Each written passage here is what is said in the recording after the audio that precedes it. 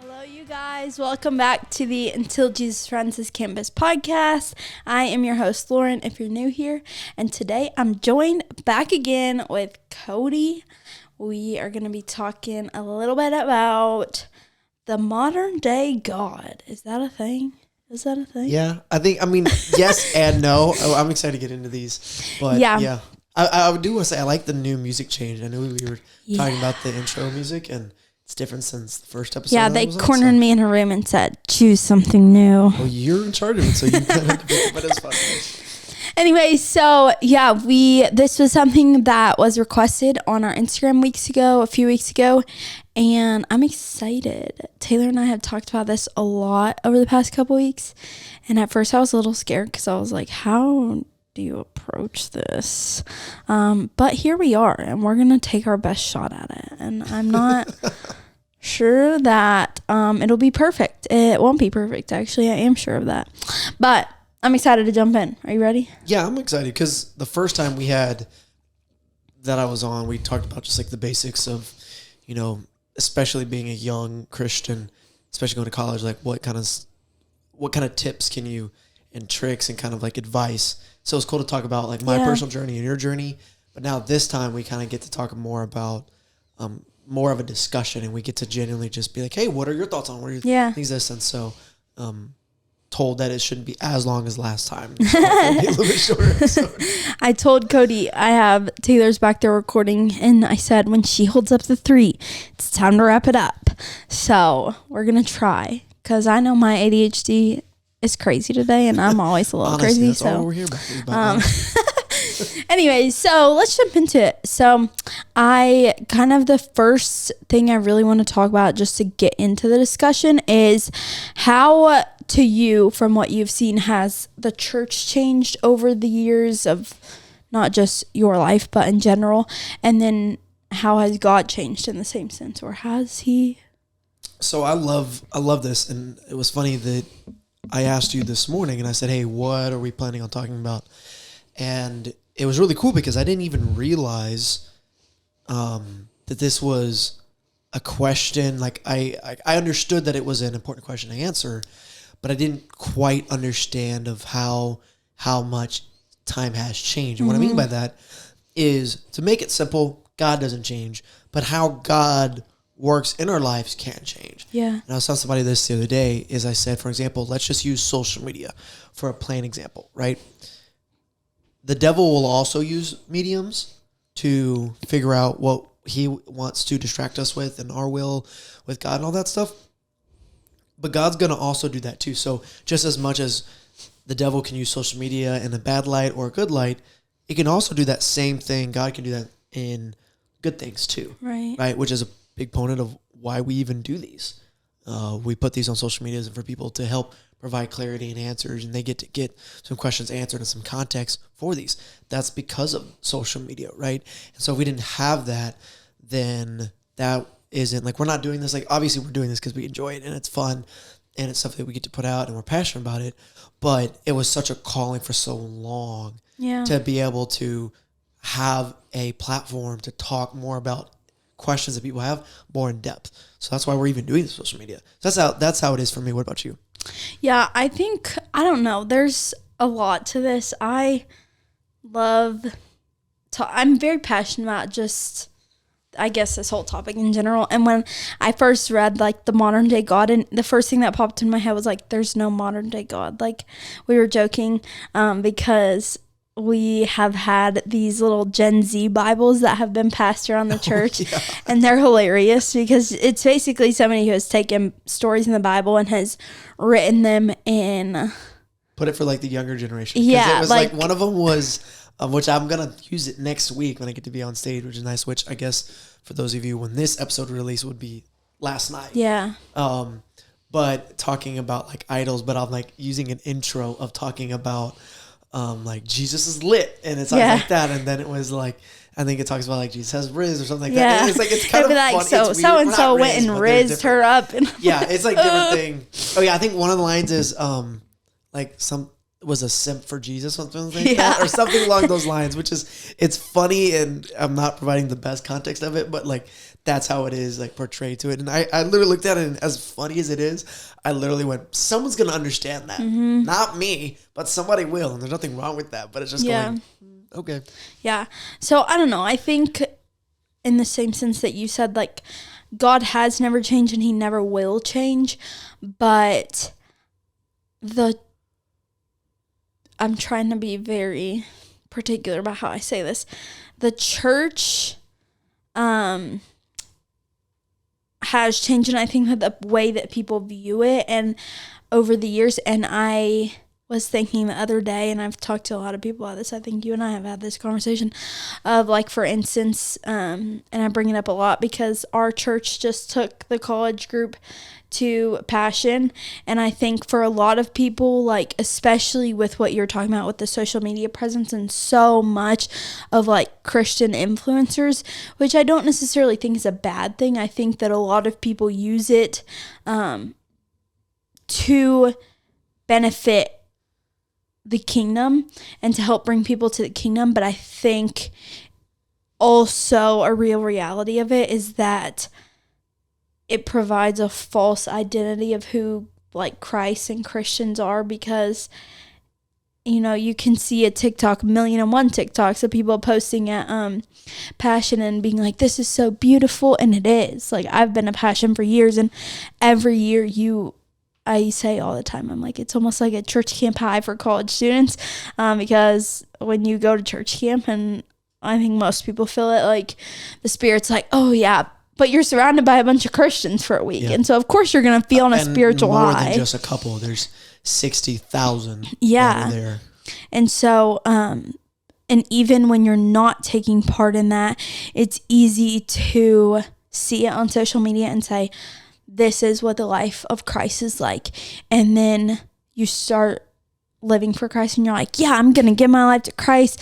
I'm ready for this. But that's not real life all the time.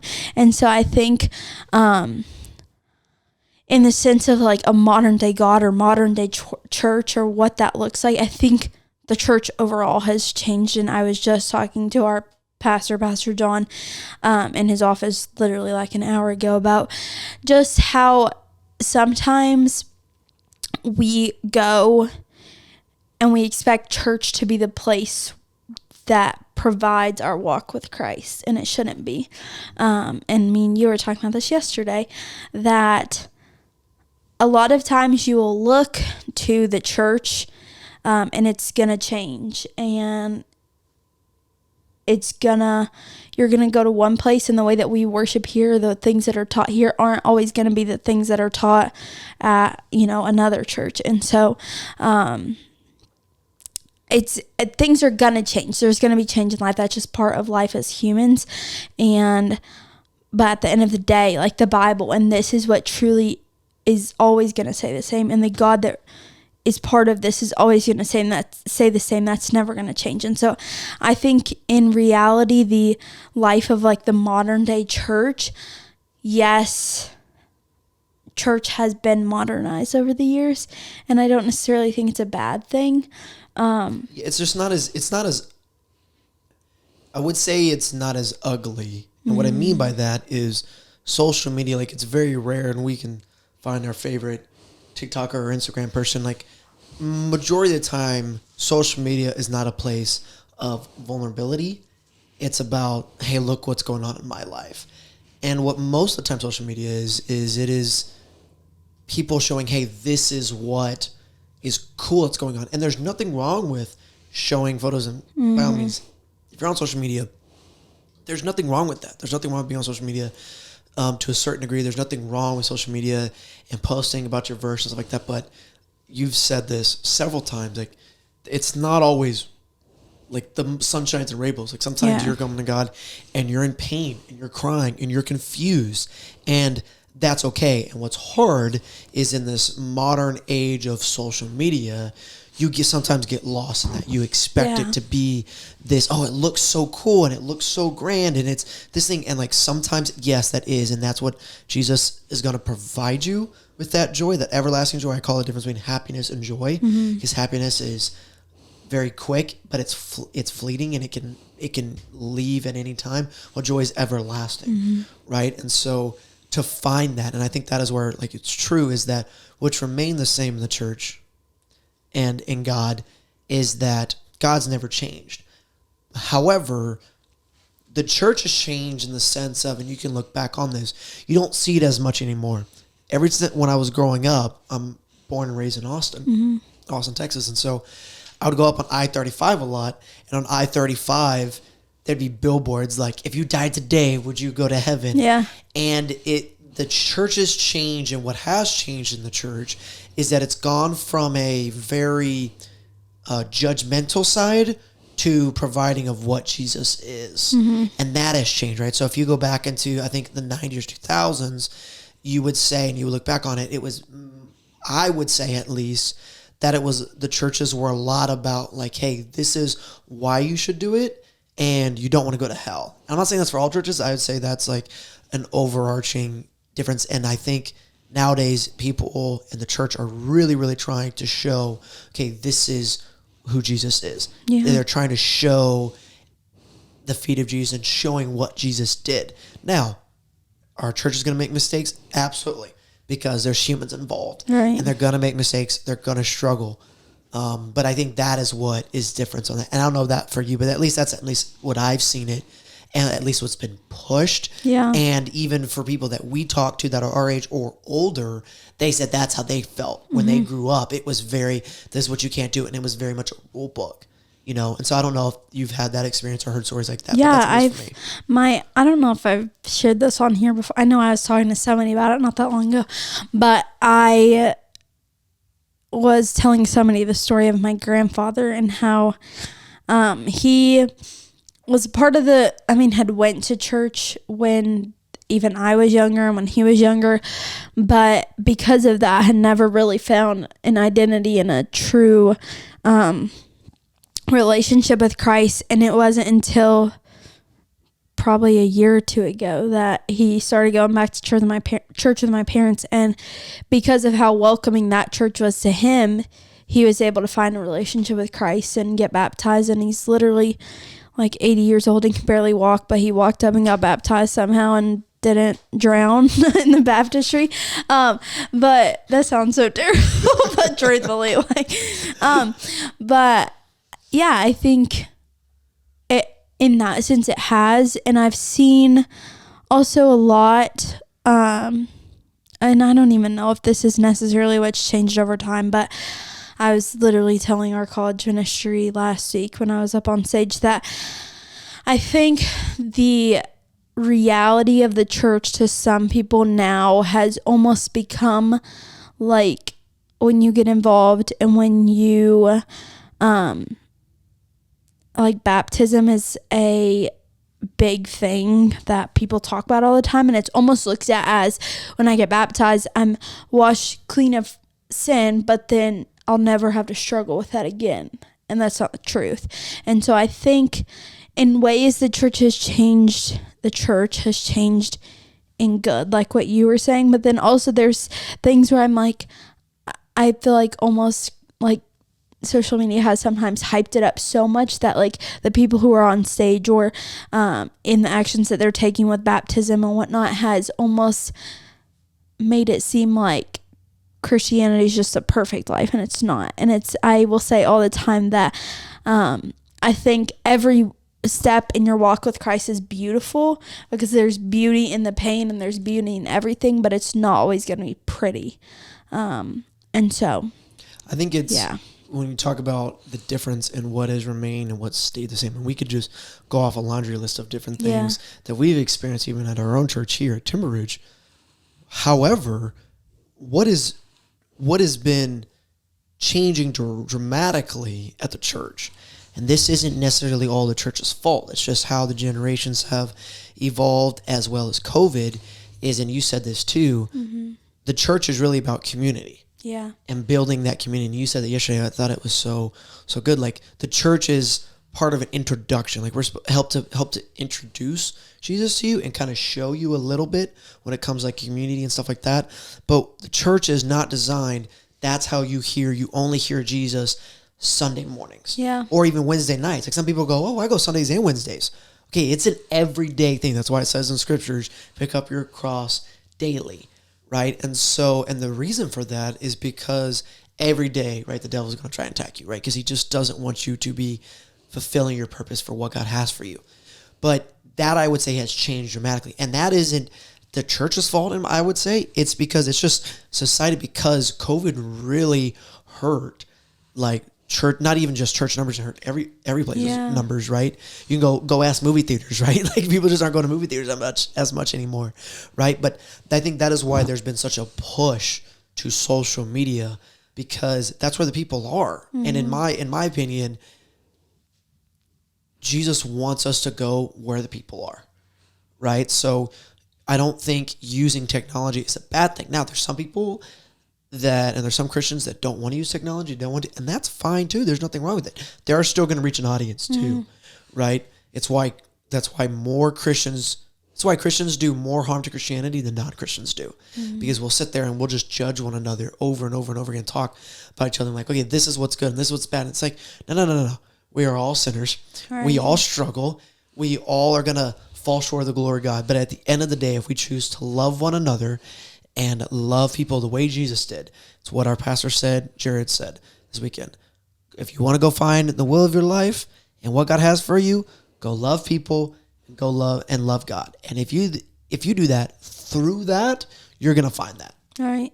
I think that's just kind of, I guess, to wrap that point up, is like that just how you were saying with like joy and happiness, that at the end of the day, as much as we don't want to acknowledge it sometimes, the church is, in a sense of like this building or the building that you find your church home, it's not always going to be there. And there's going to, and you've seen it in COVID. Churches, you honestly either had to make the choice of going online or shutting down, because at some point during that, across all of America, you didn't have a choice. And so at the end of the day, I think the biggest lesson from that is that community is good, and that's what church is about. But church, just like any of your friendships, are not going to be there forever. And so at the end of the day, that's good. And I say this all the time, the Bible, is the only thing that we can truthfully rely on 100% to carry us through our entire lives. And so this place, even if, as college students, a lot of times we see people come here for 4 years or 5 years, or maybe if they're like me and take a little extra time, they're here for 10. But I was thinking and so, but they establish residence here for however many years, and they go on. But even if you decide, this is my forever church home, this is my forever place where I'm going to establish a family and live, this place is not going to be this place forever. And it's just the reality of the world that we live in, and the world that God created us to live in, is that things on this earth are not meant to be forever things. And so at the end of the day, you can trust in a church, and you can trust in what a pastor says. And we are having a very, not serious, but an intentional conversation yesterday about the fact that we've had so many people come and say different things, and whether it's a complaint or a good thing, of, I'm learning so much from you in preaching the gospel, or the way that you're preaching the gospel is horrible and I'm not learning anything and I'm not growing in my relationship with Christ at all. Well, yeah, church is good for that, and it's good to come and learn about, but I think that the desire of God is not necessarily for this to be the only place that you learn about God. I think the church, God's desire for the church is more of to create a community that you can rest on. But at the end of the day, what you are learning in the gospel and what you are growing in your walk with faith, or in faith with God, and how you're handling that is between you and God, and it's between your time in the Bible. That is so good. And one of the later questions that you talked about was, how do we find discernment in trusting the church, but understanding that God is the only truth, right? And you kind of hit on that. And I think what's important to understand is that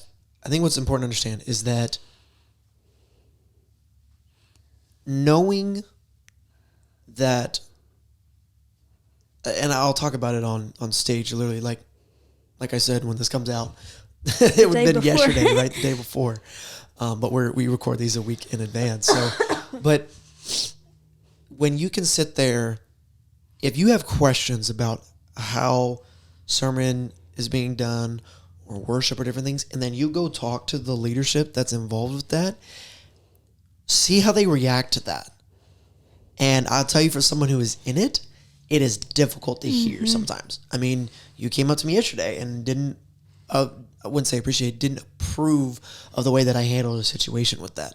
And I'm not going to say that situation wasn't difficult for me to hear, but if I was sitting there and I talked bad about you and I defended myself and I wasn't willing to listen, then I think as someone who's attending the church or even volunteering or whatever, and your leadership is doing that, then I think you have reasonable concerns to be able to go, hey, I'm going to ask questions. And if they're really not willing to listen or can't provide context as to why they're leading the way that they are, then I think there's things where you can sit there and at least question what's going on, right?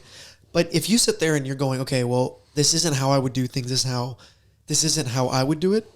However, I see what they're doing and I see why, and you still decide to go to that church, then I think that's okay. I think that's where it's hard to find that difference. So defining that discernment and trusting the church is trusting that when those situations happen and you're confused, ask questions. Yeah. God is not sitting there going, hey, you're not allowed to ask questions. You're not allowed to be inquisitive. You're like that. He wants you to do that. He wants you to grow. And that is how you grow. You grow in your relationship with Christ when you ask questions. And I think, one, we get really scared of even asking those questions because we just think like, oh, well, I should know this answer. And then there's sometimes where, and that's valid because I understand how like that can be scary. And there's even questions that I sometimes ask, like, I should know this answer. Yeah. Or I should at least have a better understanding, and I don't. And sometimes as a Christian, you would feel like that's embarrassing. And I don't think that's how it should be. I think we should genuinely be every day, just be inquisitive and ask questions. And that's to the root of all of it is the church has changed in the sense of like we've put more identity in the building than the people in the community. Yeah. And if you focus more on the community side of it and the people that are there and you're investing into there, I think that is where you'll see relationship growth. Because now, and this is another thing, and you'll get me on a tangent here, but this is so true. When you surround yourself with people in your life that also are experiencing Jesus, it will grow your faith in two ways. One, you get to talk to them about Jesus. That's pretty simple. The second is because you'll be able to see Jesus in their lives and not just in your life. And imagine you having someone like, even if it's you and your spouse, and then there's another couple that you start talking to, and you see there, you now have doubled the amount of people that you get to see Jesus work in their lives. And you keep doing that, and you build that community, your trust in Jesus, when there's a situation that comes, you'll be able to see it more and more and more. Instead of just saying, well, it doesn't happen in my life, and you don't surround yourself with people that are praying for you, that care for you, where you can see Jesus working in their lives, right? It is so, that's so easier, that's so hard, because naturally we're all selfish, I believe, but it's so much easier to see people working in, seeing Jesus work in other people's lives. So when you surround yourself with that community, it is the best thing in the world, in my opinion, to be able to talk to one another and have those communications and understanding, okay, how is Jesus working in your lives? Us three in this room have had those conversations several times the past several months. We've all gone through stuff in the last 6 months to a year where one of us were feeling really good in our faith and was in a really good spot, and somebody had questions to ask us. Doesn't mean, how old are you? 22. Okay, 22. 24. Taylor, how old are you? 28. 29. 29. Oh, yeah. I forgot. 29. 30 next year. So 29, right? So, and we're all in a little bit different phases of our lives, right? But that doesn't mean that even though Taylor's 29, she can't come ask us questions or get our perspective on it, right? And she's done that several times, right? Same thing for us when it talks about our relationship been talking about, and we ask her, like, as a married woman, like, hey, we have questions on that. Whether it's for me and I talk to her because her and Heather are really close, so I can get like opinions and be like, okay, as a male, sometimes I'm not the smartest, so I'm trying to get some perspective here, as well as for you getting to talk to her about with James, right? And that's okay to do. but you can't develop that community if you put so much faith in a building that you can't grow in that, because you think, hey, Sunday is all about let me hear Jesus, and then I leave. Yeah. Right? And that is where, to you, what is more important? I'll be done with my rant after this. At my previous church, when I was at UTRGV, I remember it was down there. They loved the Cowboys, which I thought was odd because I thought they would be close. They're closer to Houston, so I thought there would be a lot of Texans. But there were a lot of Dallas Cowboy fans down there.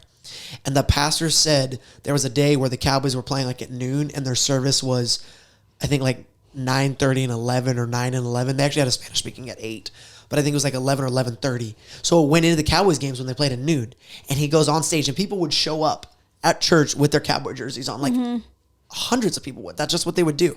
And I remember him saying it on a Sunday, people going like, do you care more about the Cowboys? You care more about God? And it was like one of those things where like the pin dropped, because it was going, oh, because there were people that would leave early, right? So they could go watch the game. And I remember thinking, holy cow, I didn't even realize I was putting that above God. It's something so simple, but it's so true. So if you're sitting there and you're worried more about like, oh, I got to get home, I got to go watch the game. Do you care more about that, or do you care more about building a community and staying an extra 10, 15 minutes after to talk about people, to talk about what the message, catch up with friends or whatever, right? Yeah. What's important to you? Yeah, that's so true. I mean, you kind of hit the nail on the head, but I guess to kind of wrap it up, I feel like I had a thought in my head and it's just slipping away. That's what I feel like. What was I gonna say? Well, I think it's so cool to see. I mean, I love these conversations with this because we just get to have these talks. Yeah. And that was the whole purpose behind this, is it to not be a bickering thing, it not to be a, hey, this is my point of view and I'm right, you're right. That's not what this was been for. Eventually we talked about, we would love to have several people on. Like that's either at least 3 people or 4 people, whatever, they have discussions and talk about it. Kind of like you're just recording kind of almost a small life group in a way, right? And so you just get to get ideas and see how people see different perspectives. And I think in the church, if we could do that in our communities, like you join those communities, but then you can respect one another's opinions, then that is where I think the magic starts happening, and you can start growing in your faith in different ways with that. And I know you lead life group with James, right? Mm-hmm. So for you, how have you seen that in your life with life groups, would you say? Yeah, I think and that was actually kind of going into where my head was a minute ago before it went out. I don't know. I think for me, and I've been very open with everybody here as well as my life group, I went into life group this semester, like I did not want to lead it, and if I'm being honest, I wasn't gonna until James was like, Cody texted me and said that we need to lead a life group. Either I can lead it alone or we can lead it together, so what do you want to do? And I was like, okay, fine. And now we have literally the best group, and like I'm at the point where I'm like, we might have to cut off people like joining into our group because we are outgrowing the couch in James's apartment. We're outgrowing James's apartment. We got people sitting on the floor, people sitting on the counter, like it's a hot mess. But in that hot mess, there's so much just beauty that comes out of it. But like I realized in that and in everything, and I was talking to you about it last night and to Pastor John earlier about just the fact that sometimes we put so much, and he said something that just kind of hit me, of that we put so much, not trust, but we put so much into a person, and so much value, I guess, into a person and who they are to us, and expect so much out of people that when they don't measure up to that stuff, you like feel like your world is falling down and like God is like disowning you and like doing horrible by you. And in reality, and he was like, well, the problem is that if somebody comes like that big in your life where you feel like if something goes wrong with them, that your life is falling apart, then they have become an idol in your life. and you're doing wrong by God by doing that. And so, and literally that kind of the point hit from me. my I was sermon. like, whoa, like That's literally my point. Like the title of next week is idols. And so I think that is so true. When you put people on pedestals and people don't realize that when you put someone on a pedestal like that, that's not, and they fall. Yeah. That's not, I mean, yes, it is that person's fault in the sense of like they sinned or they've done you wrong sometimes. And so I get that. But sometimes they can just like mess up a little bit and you think they've done the worst thing in the world, but it's actually your fault because you put them on this unfair platform of like, oh, they can never do wrong. And that's so unfair because nobody deserves that. And I was telling somebody, I was like, we can do that with anybody. It can be our spouse, it can be our kids, it can be friends, it can be even your pastors. You can sit there and go, oh my gosh, they're the best people in the world. And don't get me wrong, they're amazing. Our pastors here, I was telling them this today, was like, but you can also do it with your parents too. And that's really hard, especially if you have like really great parents. I love my parents. I said, but then there's times where if you put them on a pedestal and then they're not going to say the best thing every single time, even though they are 9 times out of 10 smarter and have a little bit more wisdom than you do, they are still going to say things that aren't the best things sometimes. Yeah. And you put them up there, you're just going to hurt your relationship with them because you're going, well, they shouldn't have said that. They're human still. Yeah, well, and I think you'll also, honestly, it comes to a point where you start, like, with humans and with different circumstances in life, and this is kind of off topic, but just literally, and, like, I remember sitting in a spot and I think we talked about this not that long ago, but maybe in the first podcast, of, like, when you put in a person and or like this person, if this person will just come into my life, or if this person will just be better, then I'll be happy. Or if this circumstance, if God will bring me out of depression, then my life will be complete. It'll be 100%. You are setting yourself up to be let down your whole entire life. And I think that is where, just kind of tying it back in and wrapping it up to the whole like modern day God and modern day church, if you are putting your whole worth in life and your whole worth in living in how other people treat you and how other people play a part in your life and how the church or the community of church, if you are letting that completely control your life, you will never be satisfied in what God has for you, because humans are gonna fail. Like that's literally what we were born in this world as. Even Christian communities are still, and life groups are still going to have their struggles. They're still going to have drama. They're still going to have all those things. So when you get involved in those and you're going, oh, it's not 100% perfect. It's not designed that way. Yeah. That's not how humans are, even as Christians. So I think that's where we get hurt the most. But I mean, you said it best. If you have your identity in something that is not other than God, you're setting yourself up for failure. You're setting yourself up for hurt. And I think if you can recognize that, and to wrap it all, like you said, is if you put that identity in the church and you sit there and be like, oh, like my faith is based off of a church. If a tornado came by and destroyed this building, you tell me your faith is gone? Nothing?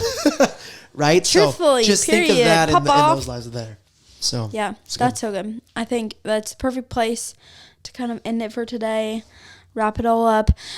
We are so thankful for you guys tuning in and continuing to just watch and listen every week. My hope and heart behind this podcast and in us getting to do it is that God would use this as a vessel to hopefully impact other people's lives.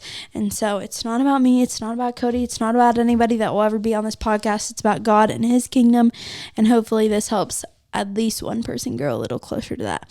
So with that said, we will see you guys next week. We have a lot of fun things in store. Peace out. Not as long episode. Woo.